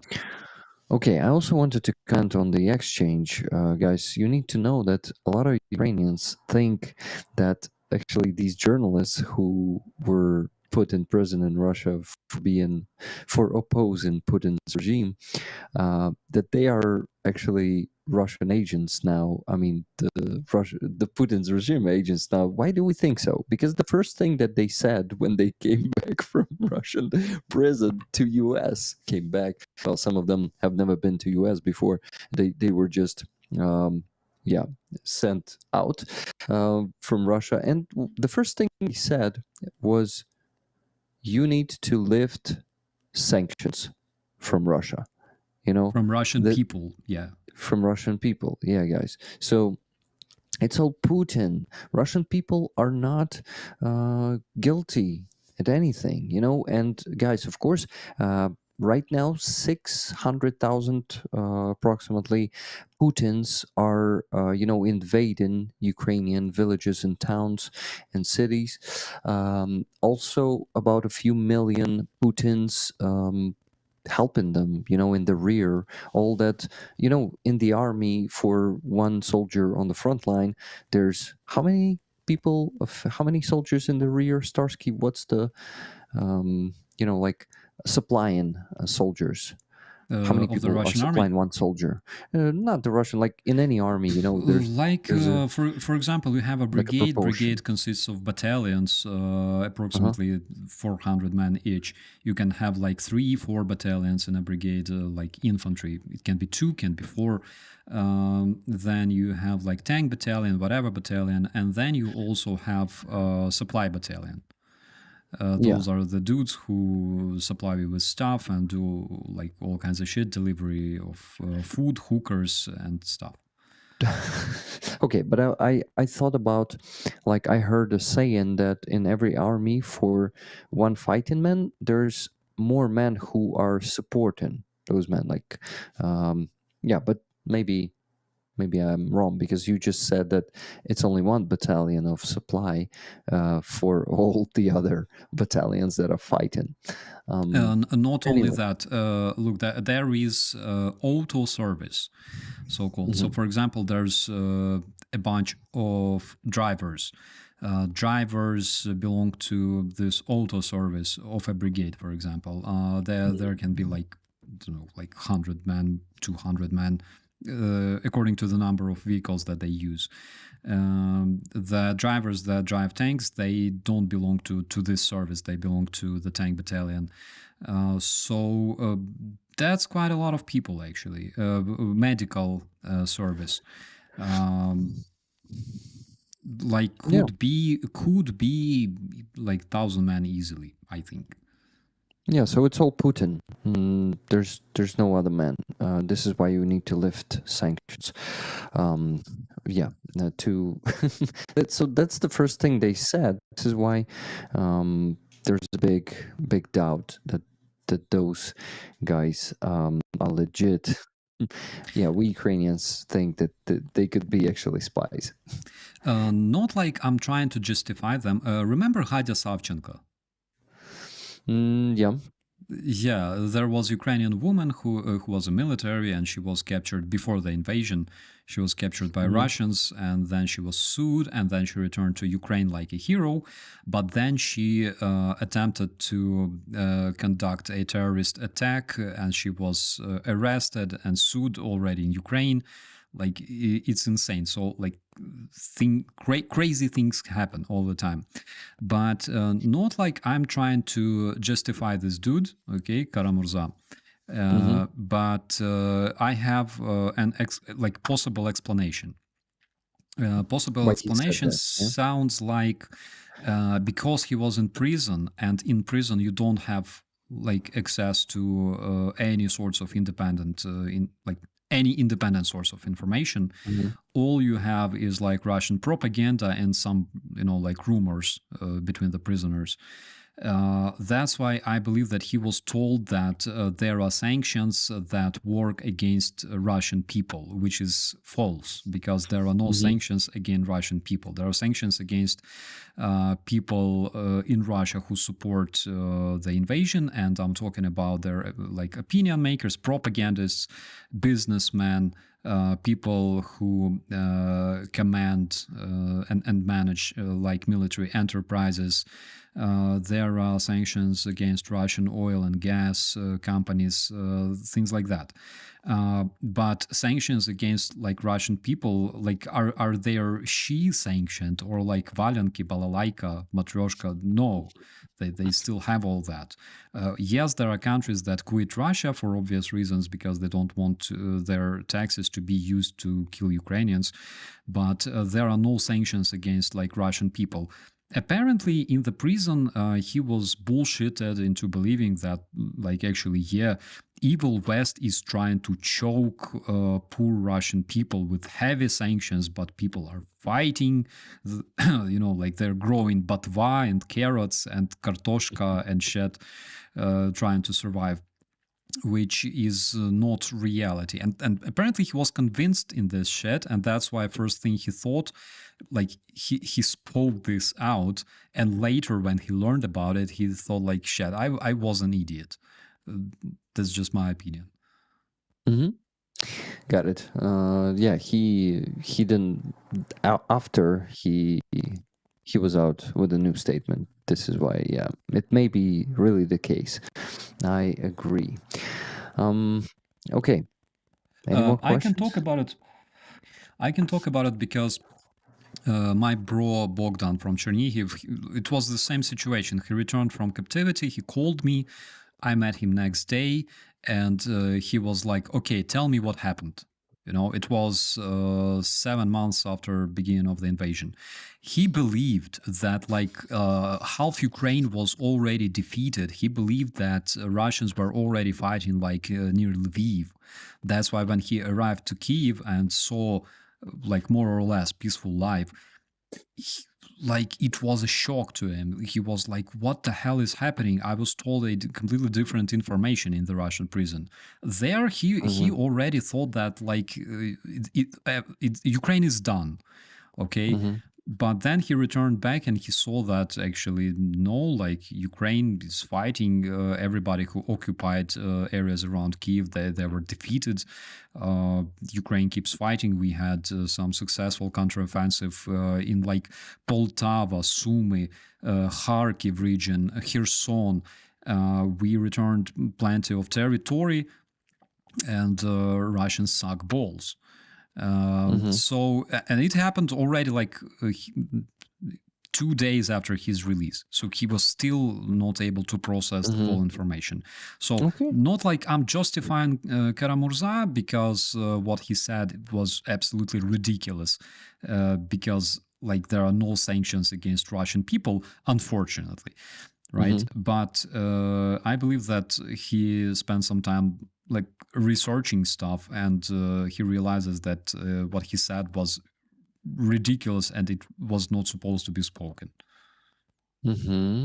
Yeah, you're right, man. There's total informational isolation there in Russian prisons. A lot of former captives say that, confirm that. By the way, I got on my email from one of the viewers, I got the message from Buy Me a Coffee. There's some new information. Maybe you're gonna like to hear it. Their excuses. Yeah, absolutely. So they said, this decision was made purely for technical reasons and was not influenced by any political factors. We understand that this change has affected certain regions, including Ukraine. But it's important to note that this update currently only impacts new creators on our platform. Bullshit. Existing creators cannot withdraw money. We continue to support existing creators from Ukraine who are already using these services. Really? So it may be, if they're not lying, then I will be still able to withdraw money through Pioneer after 14th of August. So in a few days, I'll give you an update, guys. You will know. So this is some controversial information. Like in some emails, they say that they will stop letting everyone. Now they're saying they're only, but no, I can prove that an existing account cannot withdraw money. It's a friend of mine, as I told you, Allah from St. Petrovsky School podcast. They are pretty awesome, by the way, guys. But that podcast is mostly in Ukrainian, though they have a few English pieces there. Just advertising some friends of mine. Also, Starsky, if you don't mind, I'll mention 2 more donations that I received during the stream on my PayPal. Absolutely. Thank you. William Glass, $50 for Ukraine to get your land back, plus patch raffle tickets and Putin Huilo. Exactly, Putin Huilo. William Glass always says that in his donations. Now, $26.18 from Thomas K.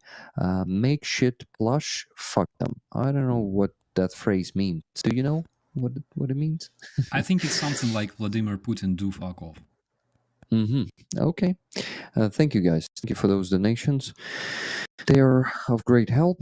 And if some of you still wonder where to donate and you want to support my fundraiser, PayPal is on my page. You can go there and check it out. It's actually in the description of each video. Ali is also sending it to the chat time to time, so you can find it there. Thank you for all the support, guys. You are fantastic, and you know it always a great encouragement. By the way, Thomas K sent another $26.18 just now with a comment. Idiotize. Idiotize. So it's like, do you get the word? It's like unmake someone an idiot. Yeah, I got it. I got it. Idiotize. Yeah. Okay, that's it, Starsky. Thank you. Yeah, we have a beautiful question from Dan Manting, who asks, tell me, operator Starsky, how does it feel to be working for the totalitarian WEF? I'm not sure what WEF means, probably like world whatever forces, whatever. So I don't really know how it feels to be working for totalitarian, whatever it means. Because apparently you have to ask a Russian propagandist. You're asking a wrong person. Ukraine is not totalitarian regime. We elected our president and government. Currently, Ukrainian elections cannot be held according to Ukrainian constitution that was written in 1996. That is a fact. And actually, you have to ask Russians how does it feel to work for totalitarian mofos, because there is dude who still rules Russia for 20 years straight.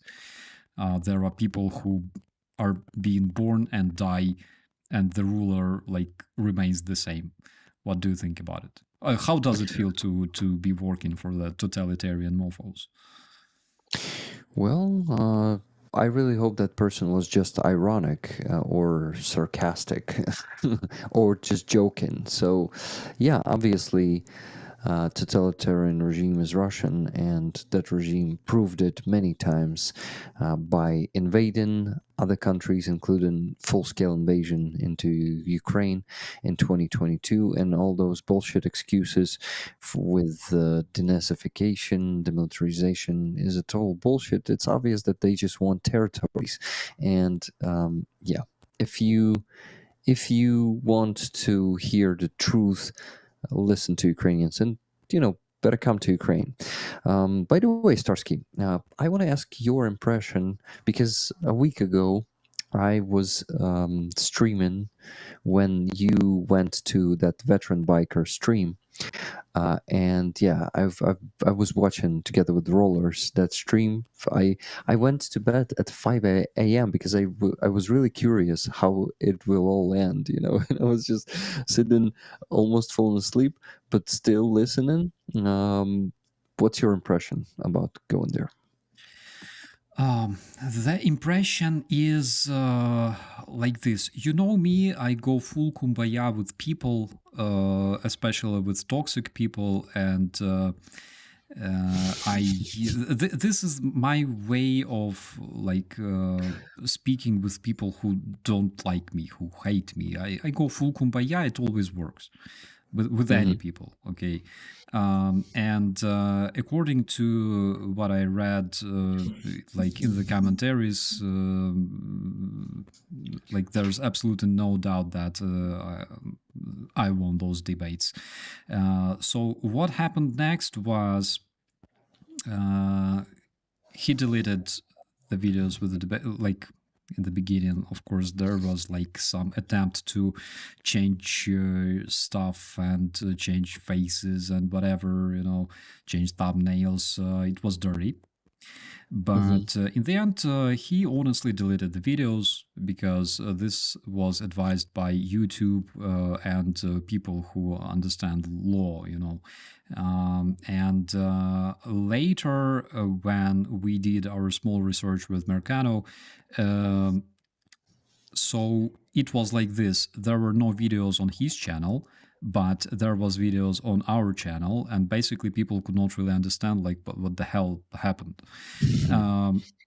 In the end, I was contacted by this person, and the problem, our research was really good, but when when a grown-up man tells me, dude, because of this and this specific information, my family is endangered, I will not go like into complete destruction mode. No, I'm not the person. I'm ready to delete this video because other people are endangered. That's what I did.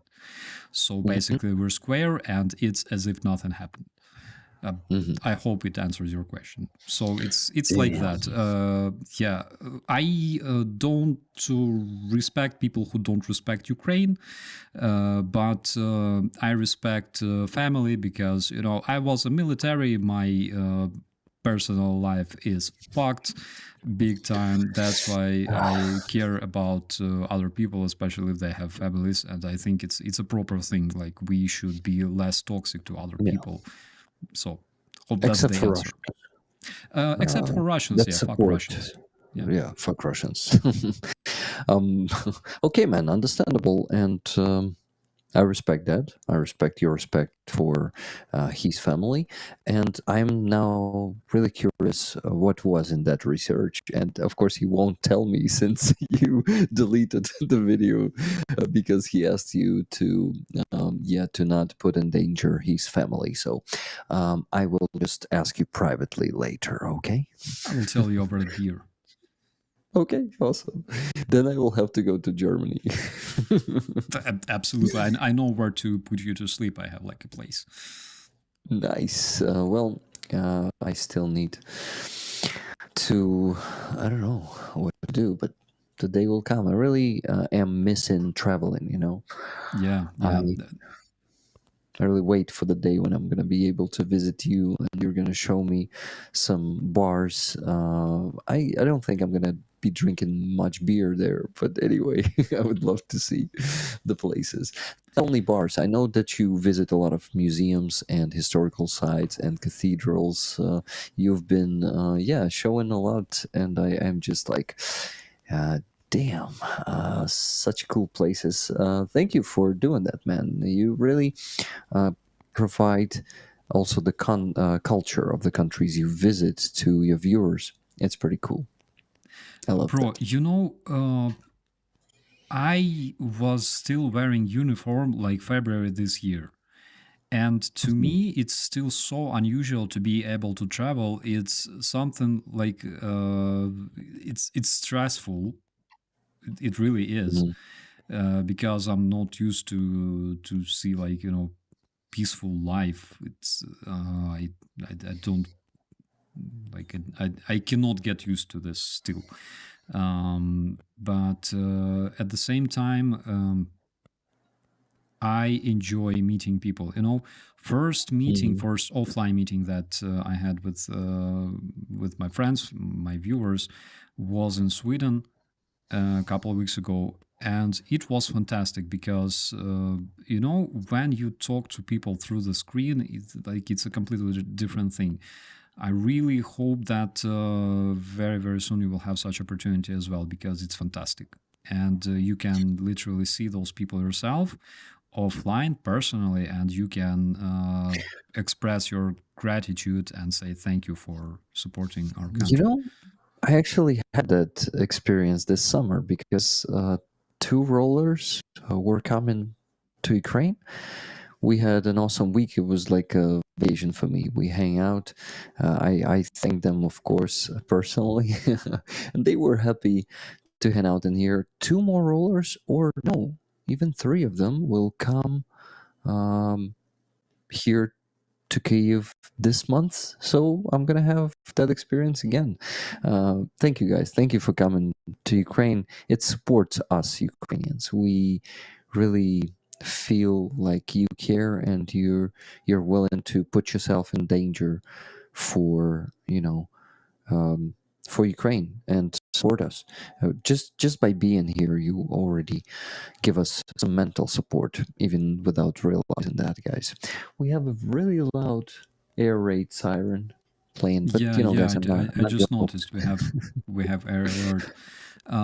We have a question from Great Success. How long do you think the war will last? I think it could last even for 10 more years, but it's the matter of resources. Like Russia has some powerful allies. Unfortunately, China is Russia's ally, so it can help it with resources. So those who predict, I don't agree with those who predict that Russian economy is going to fall in just a year or two, or maybe three, or maybe five. Like, guys, it's all predictions. Russia is creating their own shadow fleet of gas tankers, of that condensed gas transporters. They counted around 30 of them in that fleet already.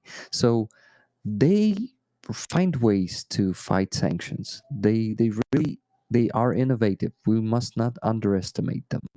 And I will not rely on the Russian economy. I will not cope that Russian economy will just fall and they won't be able to feed their military machine.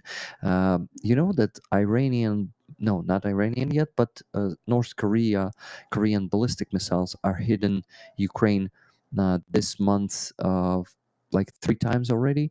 I think 4 ballistic missiles hit Kyiv 2 days ago. Yeah, Yeah. our officials were talking about it.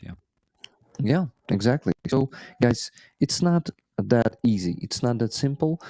My prediction, I will not like give any predictions. It may last for 10 years, but it may also end in a year, because you see some sudden operations like the one in Kursk region can happen, and you never know what's going to happen.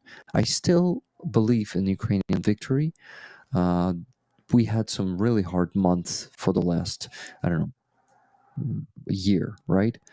But now we have some hope, because since 1941, Russian territory, some forces of another country came to Russian territory, and Russia is not using nuclear weapons, despite all the threats they made before, because all of the threats Russia is making is just bluffing. So guys, anything is possible, and this war may end in a year or 2 or 3. Um, so let's see. Let's just see. I won't make any predictions. Starsky, what do you think about this? It's the most widespread question I received since 2015. Mhm. Really is. And my raw estimation is this war may possibly last for 8 more years. 8. Mhm. Yeah, that is what I can tell you from a level not like a general, but like a captain. Okay, with what I know and what I can like with my tiny and ridiculous abilities in terms of like planning and stuff. So that's just my raw anticipation. You don't have to trust it. It's just what I think. Judging from the messages on the first place, the messages that we can hear from like German government, like other countries, United States, Baltic countries, and Russia itself, because Russia is playing long game. They Mhm. want you guys to get eventually tired from supporting Ukraine, because we all want fast victory. We all want fast resolution. Unfortunately, it will not happen. And Russians know that. They don't give a damn about time, they don't give a damn about resources, and of course, they don't give a damn about human lives. That's why they are completely prepared to play the long game and continue this war for Yeah. at least 8 more years, unfortunately. I want to be wrong, I want to be more optimistic, but this is literally like pessimistic scenario, again based on what I can see in messages coming from different governments and Russia itself. Mm-hmm. Yeah, nicely said, man. I totally agree with this. I think Russia is ready for a long run, and um, it depends. Like Ukraine is ready too for a long run. We have no other choice. We will fight until the end, no matter what end it's going to be. But the problem is we don't have that many resources as Russia has, and now then it depends on decisiveness and on the will of our partners who support us massively. And so let's hope that will not go down. Yeah, let's hope that our biggest partner, us, will remain supportive of Ukraine in the upcoming years, at least in in the next year. It's going to be all clear next year. Yeah, absolutely. Bro, I spy with my tiny eye that it's long after midnight in Ukraine already. It's like 1 a.m. And I To be propose honest, to yeah. wrap up and say whatever we want to say to our viewers, our moderators, supporters, and members of our channels. What's your thoughts? Yeah, first of all, we've been doing the stream for 2 hours already, man. So it is much longer than I thought. So thank you for that. I always do long streams. You know how how I am. So to me, it's important to speak a lot to make my point more understandable to people, to provide details, to kind of make my thoughts more understandable. So thank you for that. Thank you for inviting me here today. I'm happy that I had energy to do this, because yesterday I was on a pretty low energy. Today I'm pretty good. And guys, you see, I'm cheered. Ukrainian spirit is uplifted these days thanks to the event on Russian territory. War is finally coming back to Russian territory. They are reaping what they've sown. They they get what they deserved, and Ukrainian army is doing great job. I am grateful to everyone each of you, who keeps supporting the Ukrainian army. I know that every single one of you there in the chat donates to Ukrainian army. I know the Ukrainian supporters. I know how kind you are, guys, how understanding you are, and you know that Russia is committing genocide against Ukraine, and only united we can defeat Russia. We can put Russia on their place, and actually, ideally, we can stop this empire from being an empire and keep invading other countries, because that's their goal. They want to invade your countries.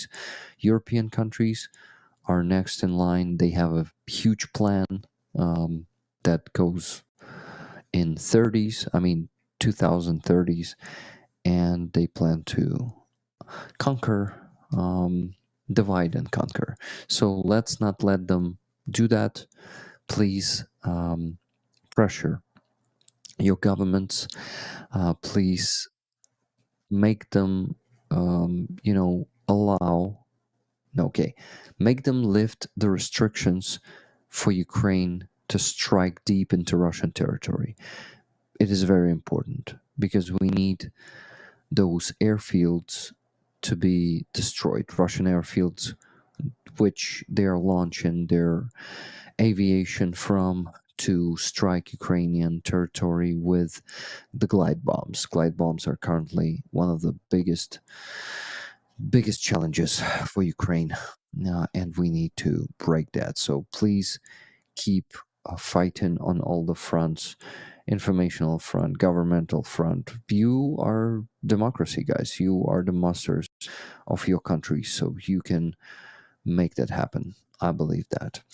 Thank you for standing with Ukraine. Love you all. Love you, bro. Thank you for inviting me today. We had a great stream. I enjoyed it a lot, and I enjoy your way of doing things. Thank you for doing those researches and making lists of prisoners of Russia. You do a great job, man. I admire your work and admire your approach. So thank you for being a trooper for Ukraine, and we soldier on together. Thank you so much, bro. I love you, and I love all of our viewers. I really hope that Ellie will finally have some time to celebrate her birthday after we finish our stream. Guys, thank you so much for supporting our country. Thank you so much for being decent and friendly and honest. I give you 100% that I will also have to make several offline meetings, maybe in Germany, Netherlands, 100%. I have to service my car first, but it will be totally possible. Also, bro, again, big thanks to you for what you're doing. Your channel is extremely important, not only for Ukraine, but also for all the decent people who stand for Ukraine. So thank you so much. I'm proud to have such a friend, and I'm really, really proud to have such a beautiful community of people that are watching us right now. Guys, you are amazing. Have a good day or good night wherever you are. As always, be safe, and we'll see you next time. Bye-bye. Live long and prosper, guys. Bye. Slava Ukraini. Героям слава.